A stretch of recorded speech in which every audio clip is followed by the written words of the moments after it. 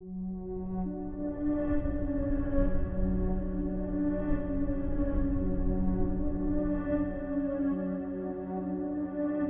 po Sir Misterio at sa lahat na nakikinig.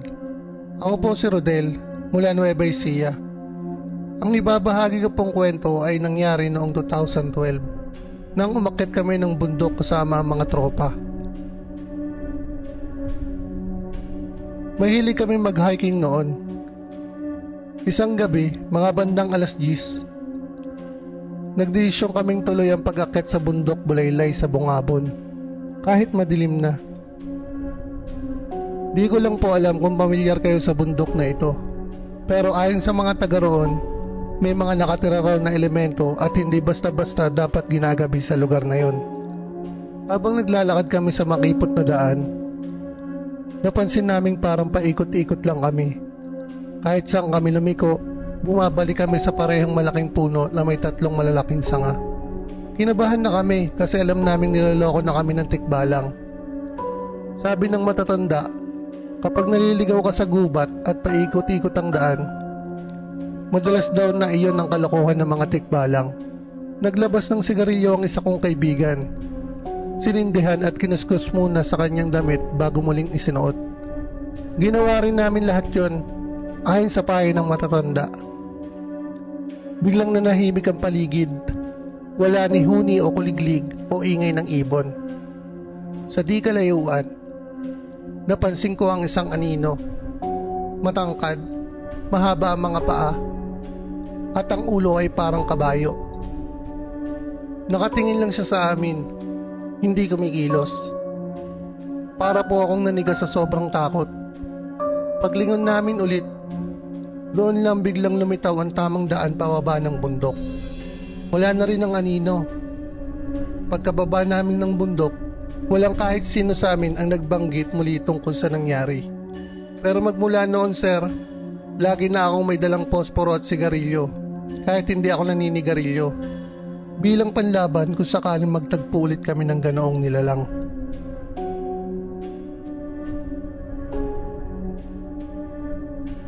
Magandang araw po sa mga nakikinig kay Misterio. Ako naman po si Carla, taga Quezon Province. Ang ibabahagi ko po ay isang kakaibang karanasan ko noong 2015. Isang bagay na halos ikinamatay ko na rin. Sa probinsya po namin, may isang ilog na sobrang linaw ng tubig. Madalas akong naliligo doon tuwing hapon, lalo na kapag walang tao. Isang araw, bandang alas 4, mag-isa ako nagpunta. Habang nakalublob ako sa malamig na tubig, napansin kong may isang lalaki sa kabilang pampang.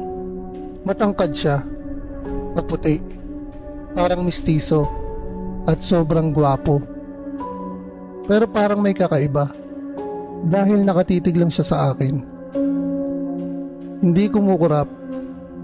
Nang bigla pong magtagpo ang mga mata namin, bigla akong natigilan. Parang hindi ko po may galaw ang katawan ko. May malamig na hangin na parang yumakap sa akin, kahit sobrang tirik na tirik pa ang araw. Pag uwi ko, nagkasakit ako ng matindi. 3 araw akong nilagdat nun, Sir Misterio, at panay panaginip ko sa lalaking yun. Lagi niyang tinuturo ang ilog, parang iniimbitahan akong bumalik. Kinuwento ko sa nanay ko at dinala niya ako sa isang albularyo. At ang sabi ng albularyo, engkanto raw yun na nakatira sa ilog at gusto raw akong isama sa mundo nila. Dinasalan ako ng albularyo, Sir Misterio, at nilagyan ako ng pulang tali sa pulsuhan ko para hindi ako masundan. Pagkatapos nun, gumaan na yung pakaramdam ko, Sir Misterio. Simula noon, hindi na ako muling naligo sa ilog na yun. Hanggang ngayon, tuwing dumadaan ako roon, parang nararamdaman ko may mga matang nakatingin mula sa tubig.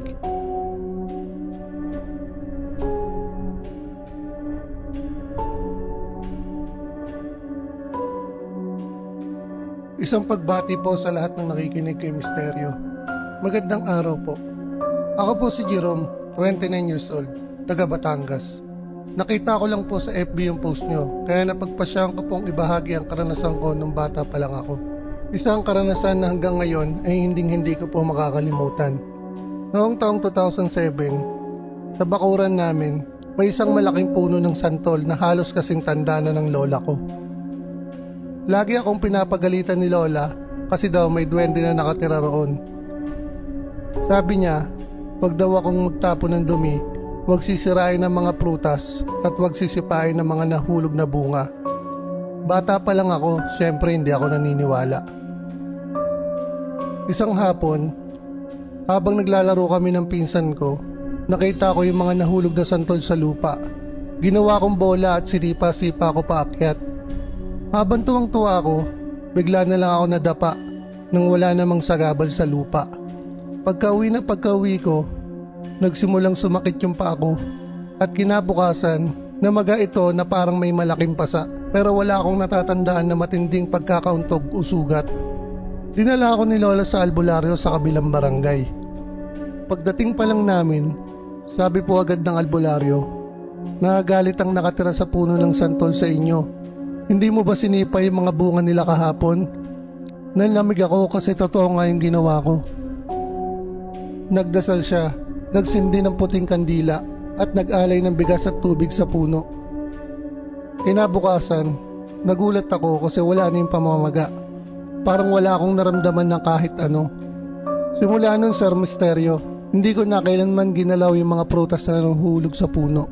At hanggang ngayon, kahit matanda na ako, bit-bit ko pa rin yung aral na huwag bastusin ang mga bagay na hindi atin. Dahil hindi natin alam kung sino ang nagbabantay nito.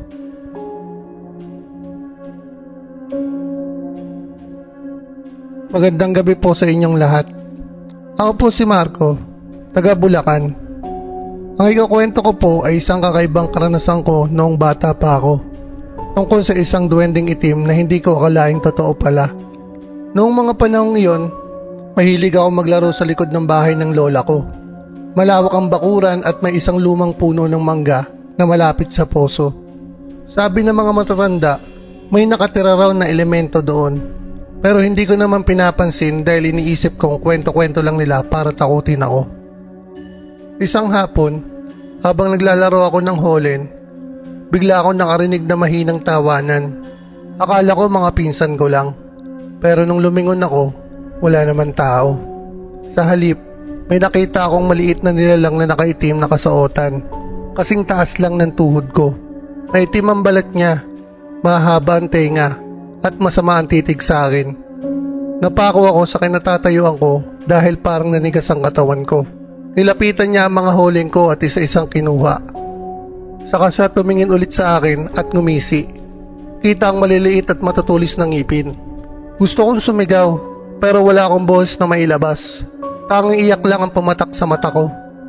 Maya-maya sir, bigla na lang siyang nawala. Parang usok na naglaho sa hangin. Pagdating ng lola ko, nakita niya akong nanginginig sa tabi ng puno. Agad niya akong dinala sa loob at binigyan ng langis na ipinahid sa noo ko habang nagdarasal. Sabi niya, duwendeng itim ang nakasalubong mo. Mapaglaro yan, pero kapag nagustuhan ka, pwede kang dalhin at hindi ka na makabalik. Mula noon, hindi na ako naglalaro sa ilalim ng punong mangga kapag hapon na. At natutunan kong makinig sa mga babala ng matatanda. Dahil hindi natin alam kung sino-sino ang kasama natin sa paligid. Magandang araw po sa inyo, Sir Misteryo, at sa mga nakikinig. Ako po si Alfred, taga Rizal. Ang ikakwento ko po ay nangyari noong 2018, isang gabi na hindi ko po makakalimutan. Galing ako sa inuman noon, mga alas 11 ng gabi. Pauwi na ako sa subdivision namin. Sa gilid ng daan, may bakanting lote na puro damuhan. Habang naglalakad ako, bigla akong napansin ng isang babae.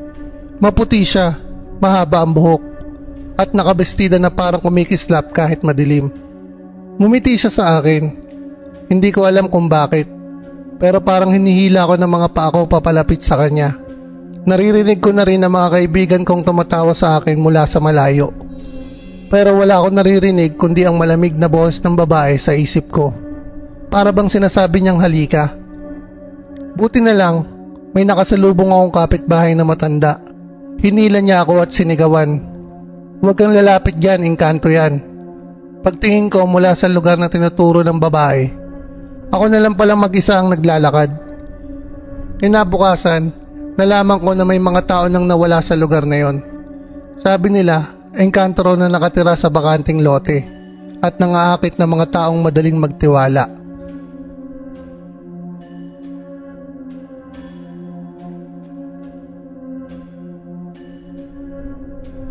Magandang gabi po, Sir Misteryo, at sa mga nakikinig. Napagpasyahan ko pong ikwento itong naranasan ko. Ako si Anita mula Pampanga. Meron akong kakaibang naranasan nung nagpapatayo kami ng bagong bahay. Nang pinagawa namin ng bahay, may isang bahagi ng lupa na ayaw galawin ng foreman. Sabi niya, sir, mabigat daw ang pakiramdam doon at tila may humaharang. Hindi namin pinapansin. Pinatag nila ang lupa at itinayo ang poste. Unang gabi ng pagtira namin sa bahay, may narinig akong maliliit na yapak sa kusina. Akala ko anak ko, pero pagtingin ko, mahimbing siyang natutulog. Sumilip ako sa kusina at may nakita akong maliit na anino. Mga 2 talampakan yata ang taas nun, sir. Nakaupo sa lamesa. Nang makita kong nakatingin siya sa akin, bigla siyang naglaho. Pagkatapos nun, Sir Misteryo, palagi na lang may kakaibang nangyayari. Nawawala ang mga gamit pero maya-maya ay nasa ibang sulok na. Minsan, biglang bumubukas ang gripo. Hanggang isang gabi, nagkasakit ang bunso ko. Mataas ang lagnat at walang makuhang dahilan ng doktor. Kinabukasan, nagpunta ang tatay ko sa kapitbahay na albularyo. Sabi niya, may duwende raw na nainsulto ng pinatag yung parte ng lupa. Nag-alay kami ng pagkain at bulaklak sa sulok na yon. Kinabukasan, sir, gumaling ang anak ko at tuluyan nang nawala ang mga kakaibang pangyayari. Mula noon, Sir Misteryo, hindi kami nakakalimot magbigay ng konting pagkain tuwing may handaan. Para bang may munting bisita kami na dapat igalang.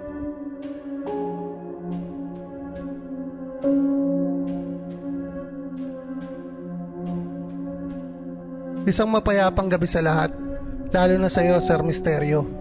Ako po si Ramil, mula Quezon City. Ang aking karanasan ay tungkol sa tiyuhin ko magbubukid. Bawat madaling araw, pumupunta sa bukid ang tiyuhin ko para mag-araro. Pero isang araw, hindi na siya bumalik hanggang tanghali. Kinabahan na kami at naghanap. Pagdating namin sa bukid, nakita naming nakatulala siya sa gilid ng palayan. Pawis na pawis at nanginginig. Sabi niya, ilang oras daw siyang paikot-ikot sa parehong daan.